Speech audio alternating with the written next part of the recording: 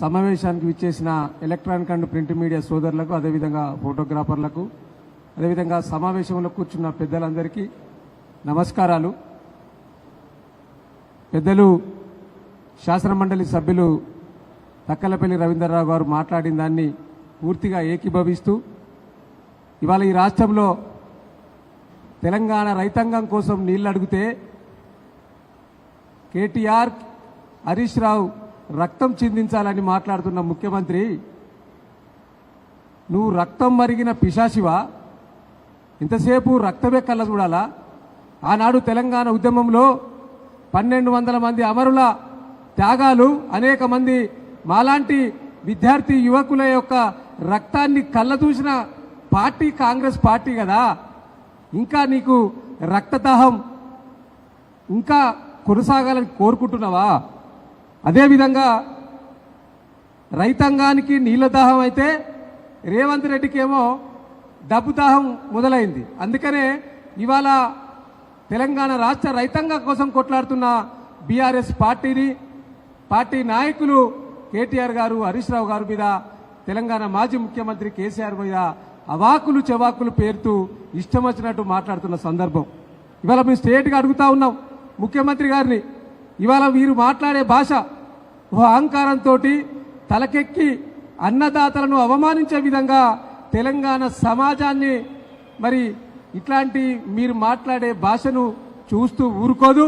కాబట్టి ఇవాళ BRS party పక్షాన మేము డిమాండ్ చేస్తా ఉన్నాం రాష్ట్ర డీజీపీ గారిని, హింసను ప్రేరేపించే విధంగా, చావును కోరుకునే విధంగా సీఎం రేవంత్ రెడ్డి మాట్లాడిన మాటలపైన తక్షణమే బిఎన్ఎస్ యాక్ట్ 351, 352, 196, 353 ప్రకారం క్రిమినల్ కేసు నమోదు చేసి విచారణ చేపట్టాలని ఇవాళ బీఆర్ఎస్ ప్రధాన ప్రతిపక్ష పార్టీగా ఈ రాష్ట్ర డీజీపీని మేము డిమాండ్ చేస్తా ఉన్నాం. ఇలా ఇష్టం వచ్చినట్టు మీరు ఏది మాట్లాడినా, ఇష్టం వచ్చినట్టు ఏది మాట్లాడినా మా పార్టీ నాయకులు బాల్క సుమన్ గారు కావచ్చు, ఇంకా అనేక మంది రాష్ట్ర నాయకుల పైన, మా క్రిషాంక్ గారు కావచ్చు, అనేక మంది పైన ఒక రీట్వీట్ చేసినా, ఒక మాట మాట్లాడినా మా మీద అక్రమ కేసులు బనాయించి బాల్క సుమన్ గారు ఏదో కాల్స్తాడు కూర్స్తాడు అని చెప్తే 27 రోజులు జైల్లో పెట్టినావు కదా రాష్ట్ర ముఖ్యమంత్రి గారు. ఇవాళ అందుకే చట్టం చుట్టం కాకుండా ఉండుంటే తక్షణమే రాష్ట్ర డీజీపీ గారు హింసను ప్రేరేపించే విధంగా మాట్లాడిన ఈ రాష్ట్ర ముఖ్యమంత్రి పైన క్రిమినల్ కేసు నమోదు చేసి విచారించాలని మేము డిమాండ్ చేస్తా ఉన్నాం. అదేవిధంగా ఇలా ఈ రాష్ట్ర ప్రభుత్వం మాట్లాడిన మాటలు ఒకసారి కనుక గమనిస్తే, ఇలా మేము ప్రశ్నిస్తే దాడులు చేస్తారు, ప్రశ్నిస్తే కేసులు పెడతారు.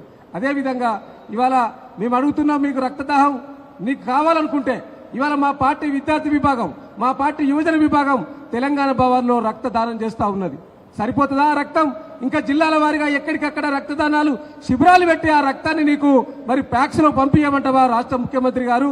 ఇవాళ తెలంగాణ రాష్ట్ర సాధనలో ఆనాడు ఉద్యమంలో అనేక మందిలో కొట్లాడిన వాళ్ళు అనేక మంది రక్తం చిందించారు.